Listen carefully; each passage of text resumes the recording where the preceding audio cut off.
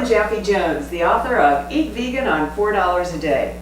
A lot of people have been asking me if you have to buy fancy equipment to do the recipes in my book, and the answer is absolutely not. Now these are my favorite friends, a couple of blenders that I have. One I use for a cooking class where I'm trying to cook about 30 servings of hummus, so a high, intense, powerful blender like this is really good to have. But you can get a $25 or $30 blender and it'll do the job just fine. The only reason I suggest having a blender is I do have a fair number of smoothies in my book, and also personally I eat at least a smoothie every day. And now that mangoes are in season where I live, they're great to pick off the trees and you have your fruit for free, except for if you want to add a banana.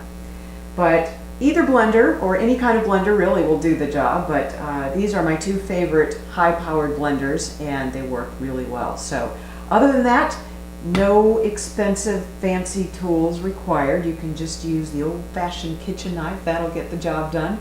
But the idea here is I'm all about being cheap and I'm all about being not so fancy and being easy and lazy and just getting food on the table as easily and simply as possible. Because I think that's sort of how we all live our lives on a day-to-day basis. But yet it's important to get enough nutrition.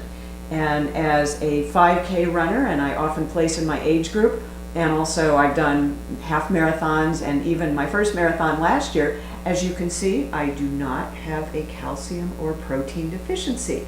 So these kinds of foods are really healthy for you, and I hope that you'll be interested in learning more about how you too can save your bottom line and be fiscally and physically in shape.